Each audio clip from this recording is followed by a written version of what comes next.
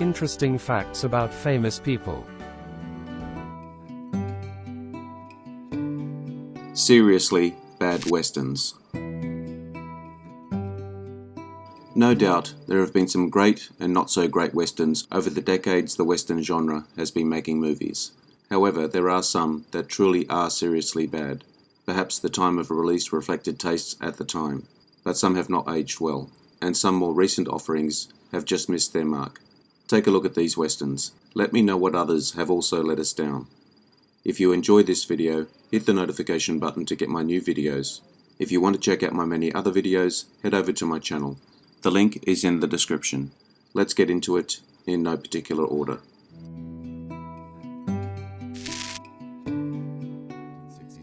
The Appaloosa, 1966. Marlon Brando in this meandering western as a buffalo hunter called Matt Fletcher, who after returning home finds his Appaloosa has been stolen by a thief named Choy Medina, John Saxton, and his girlfriend, Trini, Angelette Coma. Trini eventually teams up with Fletcher to find his horse and take down Medina, eventually culminating in violence. The film reeks of nostalgia for another era, which sat just fine with critics at the time. Saxon earned a Golden Globe nomination for Best Supporting Actor for his role.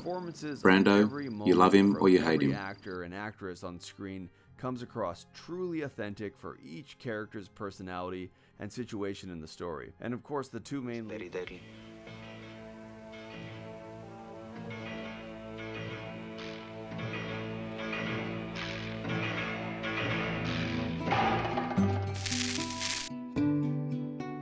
Jane Got a Gun, 2015.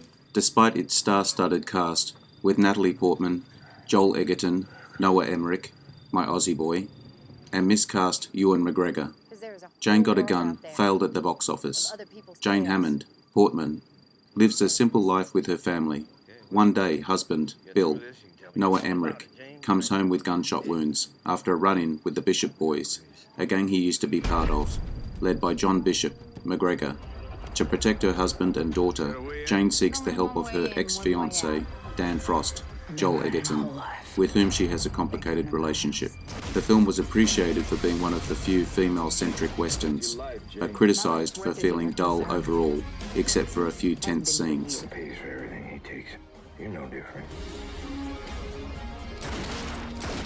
Possession where she belongs.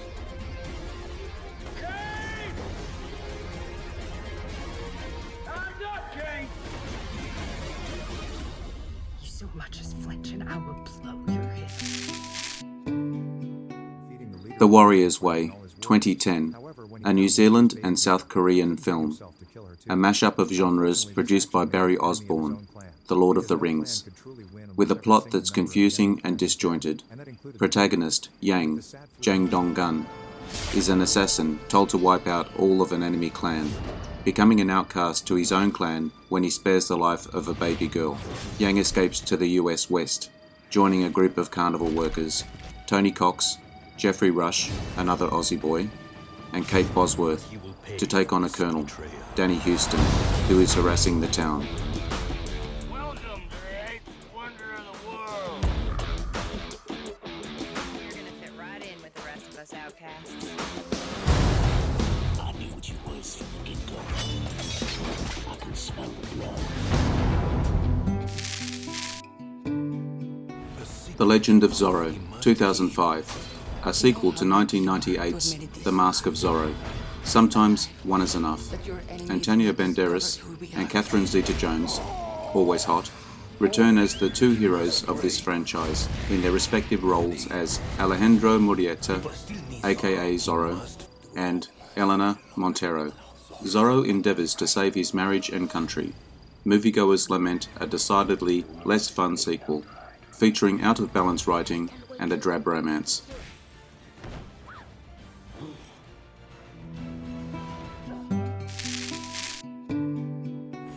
Dust, 2001. A New York thief, Edge. A tough 98-year-old woman, Angela. Two brothers from the Wild West, Luke and Elijah. A revolutionary hell-bent on liberating Macedonia from the Ottoman Empire, the teacher, and a beautiful pregnant woman, Neda, all cross paths in a tale that spans 2 continents and 3 centuries, with a fractured narrative. On release, some critics accused director Milcho Manchevsky of having a political agenda. Others found the film riddled with racist messages.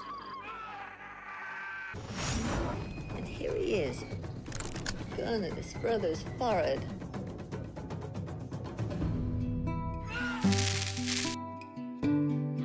The Way West, 1967, should have become a classic western. An all-star cast including Kirk Douglas, Robert Mitchum, Sally Field and Richard Widmark. The story follows a group of settlers, led by a former US Senator, Douglas, who travel the Oregon Trail in search of fertile land to settle a community. A drunk member of the group murders the son of a Sioux chief, forcing the senator into an impossible dilemma to secure the safety of the rest of the group. The film suffers from inconsistent storytelling and an over-reliance on grand scenery, sacrificing better character development. One critic called the film too much and somehow not enough. They cursed, they blistered, they froze, they sinned with each other. They were the Oregon Liberty Train, and nothing made by man, created by God, or born in hell could stop them. The Lone Ranger, 2013, plagued by controversy even before it went into production. It never really recovered by the time it was released to the audiences. The casting of Johnny Depp as Comanche Indian character Tonto sparked a backlash within the greater Native American community. They saw Depp's casting as nothing less than ethnic stereotyping that also took a high-profile role away from a Native American actor by giving it to a white actor. Despite doing decently at the box office, the film was lambasted by critics for being bloated, disjointed, and overall too frenetic in its approach to staging action sequences.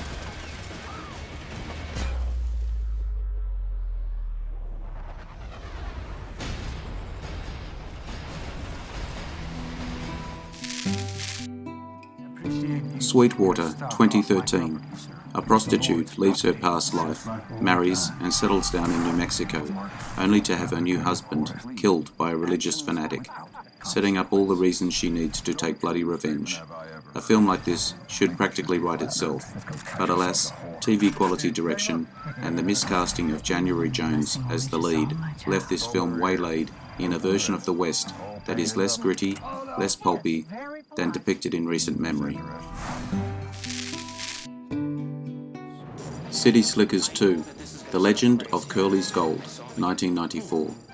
Following 1991's award-winning City Slickers, follows original stars Billy Crystal and Daniel Stern, along with John Lovitz, as they try to find the gold on a treasure map left behind by trail guide Curly, played by Jack Palance. Despite his character being dead, nonetheless resurrects his Oscar-winning performance from the first film. This movie suffers from the standard sequelitis of diminishing returns, offering a less than funny, less developed version of a story audiences had seen once before. There are two things. Whatever the hell this is. Gold.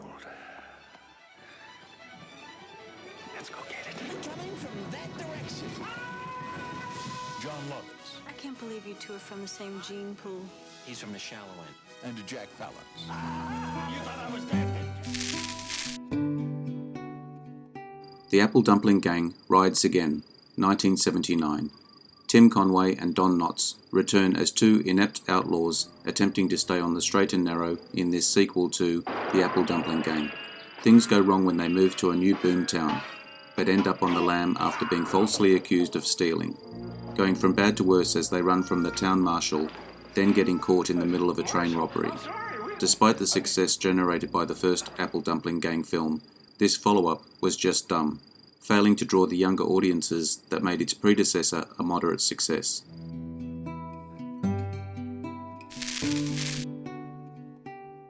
I hope you enjoyed the video. Let me know what you think in the comments. I appreciate your likes and subscribers. Hit the notification button to get my new videos. Take a look at my channel and check out my Facebook page. The links are in the description. I am Wrangler. Bye for now. See you again soon.